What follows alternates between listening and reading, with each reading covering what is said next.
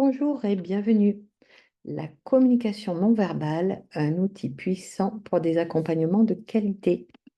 Je suis Leslie Lombard, psychologue clinicienne, psychothérapeute et formatrice depuis un peu plus de 25 ans. Je me suis spécialisée dans la relation entre le professionnel et son patient ou son bénéficiaire et la famille de celui-ci, et aussi dans la prévention de l'épuisement du professionnel. Je suis également la fondatrice du site psylearn.fr. La communication non verbale, un outil puissant pour des accompagnements de qualité. En effet, il va être extrêmement important pour vous de pouvoir gérer et même maîtriser cette communication non verbale car vous serez beaucoup plus impactant que par les mots oraux ou écrits lorsque vous communiquerez avec eux, c'est-à-dire par la manière d'être, vous serez plus impactant comme un modèle et donnant envie à vos patients et à leur famille de vous suivre. Ainsi, vous serez plus grandement satisfait de la qualité de votre travail, ce qui préservera votre santé mentale et physique.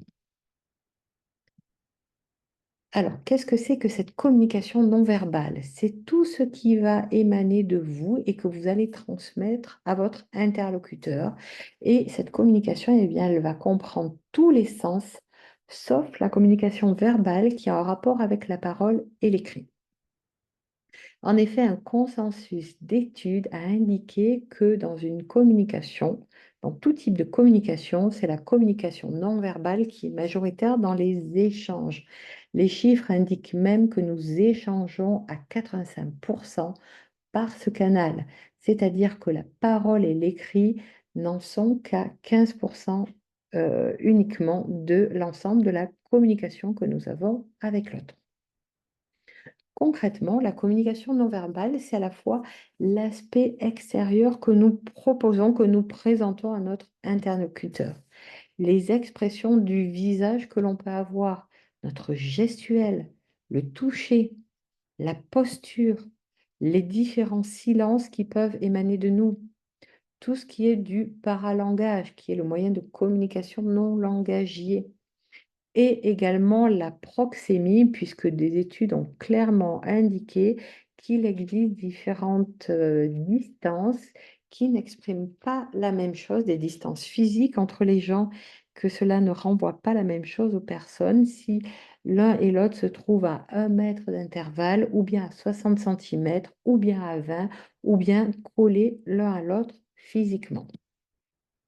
Eh bien, qu'est-ce qu'elle exprime, cette communication non verbale? Elle est là pour exprimer plein d'émotions variées au-delà des mots. La posture va indiquer effectivement à votre interlocuteur eh bien, votre état d'esprit véritable. Au-delà des mots, on manifeste vraiment, on est au clair dans ce qu'on renvoie à l'autre par cette posture et non pas dans les mots que l'on peut lui dire. Cette communication, comme je l'indiquais, est beaucoup plus importante que les mots utilisés et elle sera là pour appuyer ou amoindrir les propos, transmettre tout un tas d'informations sur la personne qui est en train de parler. Donc, elle est beaucoup plus importante et complète que les mots que l'on peut dire ou les écrits que l'on peut laisser. Alors, prêt à passer à l'action? Je vous invite chaque jour à vous entraîner sur un des aspects de la communication non verbale suivant. Le premier qui serait de vous entraîner à sourire de manière vraie et authentique tout au long de votre journée et d'observer comment vos patients et leurs familles vont réagir à votre sourire.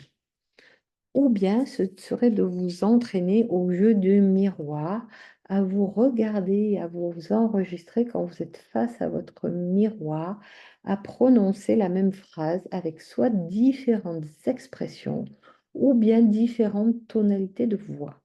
Et puis d'observer ce que cela vous fait, ce que vous ressentez en fonction des différentes expressions. Vous allez être surpris, c'est un exercice hyper important qui va permettre ensuite, quand vous en avez réellement conscience, donc d'être plus impactant quand vous êtes en relation avec vos bénéficiaires, vos patients et leurs familles. Et cela entraînera même des changements dans votre propre vie personnelle. Cette vidéo se terminant, je vous propose de partager vos expériences dans les commentaires. N'hésitez pas à découvrir la nouvelle formation gratuite d'environ 25 minutes qui est là pour vous proposer des clés pour vous aider à accompagner, à séparer votre vie professionnelle de votre vie personnelle et aussi à gérer votre stress. Voici le lien que vous pouvez recopier sur votre navigateur. N'hésitez pas à aller sur le site psylande.fr dans lequel vous retrouvez le détail de cette formation et le lien à cliquer directement dessus. Enfin, si vous avez apprécié cette vidéo, n'hésitez pas à la partager, à mettre un pouce vers le haut et à vous abonner à ma chaîne afin de ne pas manquer les prochaines vidéos. À très bientôt sur ma chaîne.